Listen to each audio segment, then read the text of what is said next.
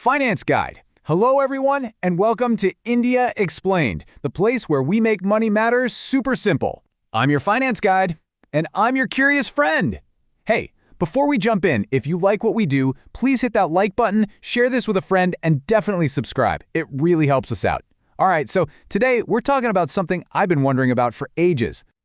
Seriously, look, I use UPI for my morning chai, for my groceries, even to pay the rickshaw driver. I mean, for absolutely everything. But the moment I step outside, I still see these massive queues at ATMs, and everyone's wallet seems to be stuffed with cash. It just doesn't add up. What is going on? That's such a great question. And you know what? You've hit on something that feels like a real puzzle to a lot of us. To really figure this out, we need to zoom out from our own daily transactions and look at what the big picture numbers are telling us. So let's dive into the data. Okay, so first off, let's talk about just how massive UPI has become. You're feeling that it's everywhere? Well, you're not wrong. The growth has been, frankly, mind-blowing. Think about it. Back in 2017, we had maybe 30 million UPI users. Today, that number has skyrocketed to over 420 million. The scale of this change is just wow. And it's not just about how many people are using it. Look at this chart. It shows the sheer volume of payments. We're now at a point where UPI accounts for more than 80%. That's 8 out of every 10 digital payments in the country. It is, without a doubt, the king of digital. Whoa, 80%. Okay, so if UPI is that dominant, then cash must be on its way out, right? It's got to be disappearing. You'd absolutely think so. But here's where the story gets really interesting. The total amount of actual physical cash in the economy is also going up. Yeah, the growth is slower than before, but it's still growing. Wait, what?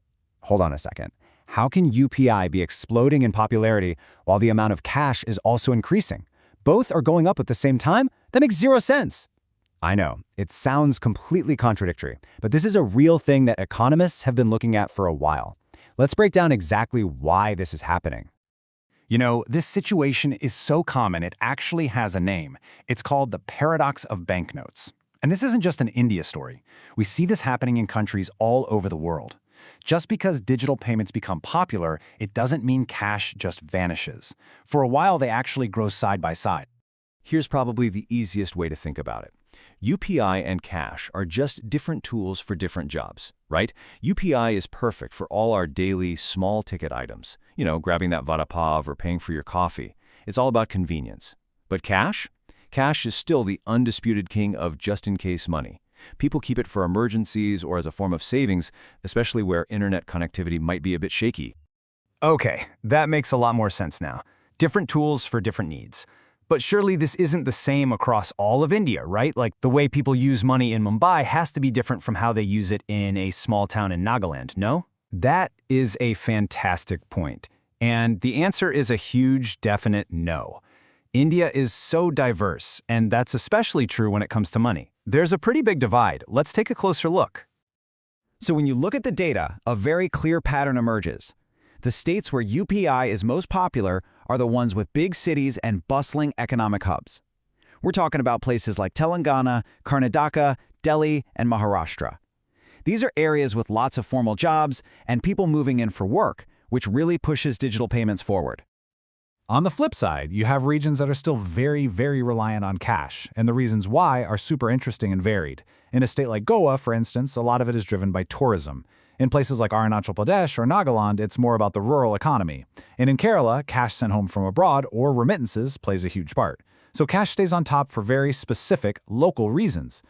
So after looking at all this data, the RBI report basically boils it down to a simple recipe for a state to become less dependent on cash. There are 3 main ingredients. First, of course, is more and more people using UPI. Second, more people in formal jobs where salaries get paid straight into a bank account. And third, better education, which naturally leads to better digital literacy. Right. Okay, I think I'm finally getting the full picture. So UPI is for our daily urban lives, but cash is still essential for emergencies and in certain parts of the country for very specific reasons.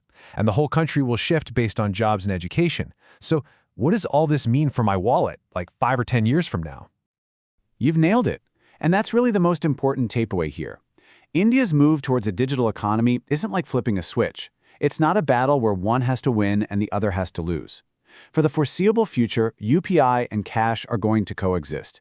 Think of them less like rivals and more like partners, each playing a crucial role. And that really brings us to the final big question for all of you watching. Yeah, what do you think? Will your wallet, your personal wallet, ever be completely digital? Or will you always have that little bit of emergency cash tucked away somewhere just in case?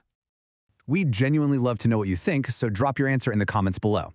And hey, if you found this explainer helpful, please do us a favor and hit that like button and subscribe to India Explained for more simple chats about money.